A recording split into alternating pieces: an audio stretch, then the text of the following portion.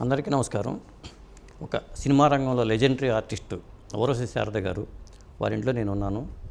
శారద గారు అంటే మనకు చాలా సినిమాలు గుర్తొస్తూ ఉంటాయి. ముఖ్యంగా ఏంటంటే ఎన్టీ రామారావు గారితో నటించిన సినిమాలు చండ శాస్త్రుని కానీ, లేకపోతే మేజర్ చంద్రకాంత్ కానీ, జస్టిస్ చౌదరి కానీ, ఇవే కాకుండా సోనబాబు గారితో ముఖ్యంగా ఇద్దరు భార్యలు కాన్సెప్ట్లో వచ్చిన చాలా సినిమాలు కూడా అందరికీ తెలుసు. అయితే శారద గారు తెలుగు మాత్రమే కాకుండా అటు మలయాళంలో కూడా ఒక సూపర్ స్టార్ అనే చెప్పాల్సి వస్తుంది. మరి దాదాపు అనేక భాషల్లో 350కి పైగా సినిమాలు నటించారు. శారద గారి గురించి ఒక చిన్న ఏవి ద్వారా మనం ఆ సినిమాలు కానీ ఆ జర్నీ కానీ ఒకసారి చూద్దాం. ఊర్వశి శారద పేరు వినగానే చండశాసనుడైన మహానటుడు ఎన్టీఆర్నే హరిశ్చంద్ర ప్రసాద్ అంటూ నిలదీసిన భువనేశ్వరి దేవే గుర్తొస్తుంది. నటిగా ఆమె పోషించిన పాత్రలన్నీ ఆనిముత్యాలే. బలిపీఠం చిత్రంలోని బాల వితంతువును గాని, తిరిగి రాని లోకాలకు తరలిపోయిన భర్త కోసం పరితపించే పిచ్చి శారదను గాని, గంగానదిలో ఆత్మార్పణం చేసుకునే నిమజ్జనం భారతిని గాని ప్రేక్షకులు ఎప్పటికీ మరిచిపోరు. దక్షిణాది భాషలన్నింటిలోనూ నటించి జాతీయ అవార్డును సైతం అందుకున్న అలనాటి నటి శారద ఇప్పటికీ కుశలమే. ముఖ్యంగా ఎన్టీఆర్తో ఆమె నటించిన చండశాసనుడు, జస్టిస్ చౌదరి, మేజర్ చంద్రకాంత్, జాతీయ అవార్డును సంపాదించి పెట్టిన మలయాళ చిత్రం స్వయంవరం లాంటి చిత్రాలను ఎవరూ మరువలేరు. శారద సినీ జీవితం చిత్రంగానే జరిగింది. తెనాలి తెలుగమ్మాయి చెన్నపట్టణం చేరి సినిమాల్లో చోటు దక్కించుకుని మలయాళ చిత్రసీమలో సైతం తన స్టార్డమ్ను నిలబెట్టుకోవడం అంటే మాటలు కాదు. తెనాలికి చెందిన తాడిపర్తి వెంకటేశ్వరులు, సత్యవతి దంపతులకు 1945 జూన్ 25న పుట్టిన శారద బాలనటిగా ఈమె తొలి సినిమా కూడా ఎన్టీఆర్దే కావడం కాకతాళీయం. కన్యాశుల్కం సినిమాలో ఓ పాటలో నర్తించే శారదను గుర్తించకుండా ఎవరు ఉండరు. బాలనటిగా సినిమా జీవితం ప్రారంభమై హాస్య పాత్రల నుంచి కథానాయికగా స్టార్డమ్ను తెచ్చుకోవడం విశేషం. తెలుగుదేశం పార్టీ పెట్టాక ఎన్టీఆర్ పార్టీలోకి ఆహ్వానించిన రాజకీయాలకు దూరంగా ఉన్న శారద ఆ తర్వాత రాజకీయాల వైపు చూశారు. తెలుగుదేశం పార్టీ నుంచి చంద్రబాబు నాయుడు ఆహ్వానం మేరకు ఆ పార్టీలో చేరి తెనాలి నియోజకవర్గం నుంచి పార్లమెంటు స్థానానికి పోటీ చేసి గెలుపొందారు. రాజకీయాలు, వ్యాపారాలు తన ఒంటికి సరిపడవని తెలుసుకుని వాటికి దూరంగా ఉండి చెన్నైలో స్థిరపడి జీవనం కొనసాగిస్తున్నారు. ఎన్నెన్నో మరుపురాని, మరువలేని పాత్రలు పోషించిన శారద గలం విప్పితే ఏం మాట్లాడతారో చూద్దాం. ఏవి చూశారు కదా, ఇప్పుడు శారదమ్మ గారితో మాట్లాడి మనం వివరాలు తెలుసుకుందాం. నమస్కారం అమ్మా. నమస్తే. నిజంగా మీ ఇంటికి రావడం అనేది ఒక పూర్వజన్మ సుకృతం అనుకుంటున్నాను నేను. నాకు చాలా సంతోషం మీరు రావటం. ఎట్లానమ్మా అసలు మీరు అంటే మీ నాన్నగారు కన్యాశుల్కంలో చైల్డ్ ఆర్టిస్ట్గా వచ్చారు మీరు, అంటే అసలు ఎట్లా వచ్చారు మీరు దానికి? అంటే అప్పుడు ఇక్కడ ఉండేవాళ్ళం. మా నాన్నగారు రంగునో ఎక్కడికో వెళ్ళాలనేసి మమ్మల్ని అందరిని తీసుకొచ్చి, అదేదో నాకు పెద్దగా తెలీదు. ఆ టైంలో ఈ కన్యాశుల్కంలో నాకు అలా డాన్స్ చేసే అవకాశం. చాలామంది పిల్లలతో కలిసి మీరు డాన్స్ చేస్తూ ఉంటారు.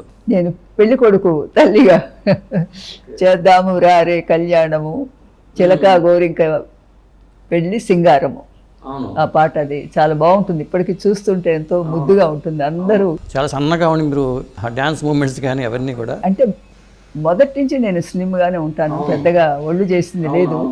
అప్పుడప్పుడు ఏమైనా కొంచెం ఇదవుతానేమో. అయితే ఆ పిక్చరు చాలా బాగుపోయింది. దాంట్లో రామారావు గారే హీరో, వారే హీరో. అందులో అసలు ఏం అందము, ఏమిది, ఏమి యాక్టింగ్ వారిది, అబ్బా బ్రహ్మాండంగా. అదేదో ఒక సాంగ్ కూడా ఉంది, చిటారు కొమ్మున మిఠాయి పొట్లం చేతి కందదే గురుడా. ఆ పాట ఒకటి పెద్ద హిట్ అట ఆ రోజులు. నాకు తెలియదు, చెప్తారు. అసలు అందం చెప్పలేం కదా, మీరంతా చూస్తూనే ఉన్నారు. ఆయన గురించి చెప్పాలంటే ఒక మాటలో చెప్పడం కష్టం. పైగా నేను చాలా చిన్నదాన్ని, వయసులో కానివ్వండి, అనుభవంలో కానివ్వండి, అన్నిట్లోనూ ఆయన గురించి చెప్పాలంటే అంత ఇదైన వారు. అంటే మీకు ఎలాంటి ఫీలింగ్ కలిగింది ఫస్ట్ సినిమానే రామారావు గారి సినిమా అని తెలిసినప్పుడు? ఏం తెలీదు, అబే ఏం తెలీదు. ఇంత ఆడుకుని గంతులేసే ఇది నాకు అసలు ఏం తెలియదు. తర్వాత జీవిత చక్రం అండి ఫస్ట్ కాంబినేషన్ అది వారితో. అప్పటికి పెద్దగా నాలెడ్జ్ తక్కువ, ఏదో చేయించారు, యాక్ట్ చేసాం తప్పితే అప్పటికి పెద్ద ఇది లేదు. బట్ ఆయన గురించి పొగట్టం కాదు, ఎన్నో ఉన్నాయి మంచి మాటలు, మంచి విషయాలు. నేను చూసినంత వరకు, నేను యాక్ట్ చేసింది 5-6 పిక్చర్సే అయినా కూడా ఆ మర్యాద ఏం మర్యాద అండి అసలు.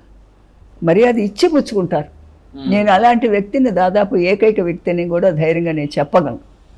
మరి ప్రతి వాళ్ళని మీరు అంటారు. అసలు మామూలు ప్రొడక్షన్ బాయ్ని కూడా ఇలా తీసుకురండి, అలా పెట్టండి అంటారు. ఓకే.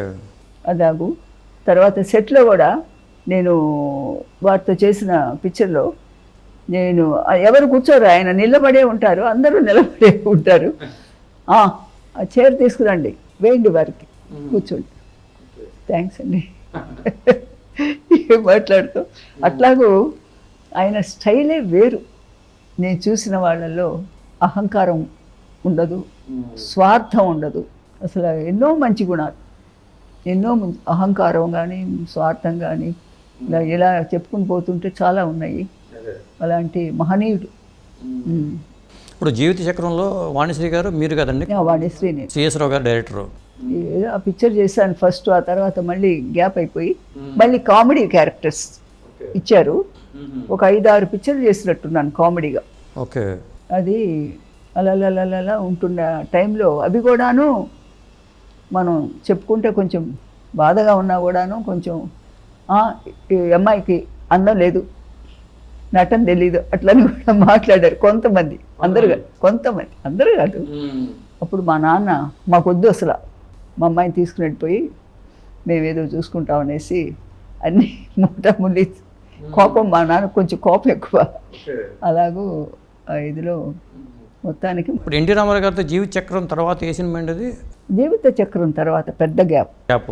మీరు కూడా మలయాళ ఇండస్ట్రీకి వెళ్ళిపోయినట్టున్నారు అనుకుంటా. వెళ్ళిపోయా, మలయాళానికి వెళ్ళి ఫస్ట్ మూవీ మలయాళంలో అప్పటి సూపర్ స్టార్స్ సత్యం గారు, నజీర్ గారు, ప్రేమ్ నజీర్ గారు, వాళ్ళిద్దరి మధ్యన నాకు అప్పుడు ఎంత 19-20 ఇయర్స్, వాళ్ళకి ఒక ఆయనకి 40-45, ఇంకొక ఆయనకి 35 to 40, ఆ ఏజ్ వాళ్ళు. కానీ చాలా మర్యాద, మన్నన. నాకు అప్పటికి మలయాళం మరి రాదు కదా, చక్కగా చెప్పి చక్కగా ఎంకరేజ్ చేశారు. అది పెద్ద విషయం కదా. ఆ విధంగా అందులో ప్రతి ఒక్క ఆర్టిస్ట్ కూడా నాకు ఏ లాంగ్వేజ్లో కూడా విరోధులు అంటే అసలు ఎవరు లేరు. అందరూ నాతో బాగుంటారు, హీరోస్ బాగుంటారు, హీరోయిన్స్ బాగుంటారు.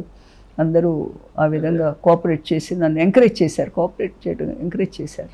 ఇప్పుడు మీకు స్టార్టింగ్లో కన్యాశుల్కం ఛాన్స్ వచ్చింది కదండి, ఆ కన్యాశుల్కం ఛాన్స్ ఎలా వచ్చింది? అది దాంట్లో పెళ్ళికూతురు తల్లిగా యాక్ట్ చేసింది ఆవిడ. ఆ అమ్మాయి, ఇప్పుడు అమ్మాయి అంటే పెద్ద ఉంది, ఆవిడ తల్లి పెద్ద ఫేమస్ ఆ రోజుల్లో. ఆమె ఆర్టిస్ట్ గాను ఏదో పేరు మర్చిపోయాను నేను.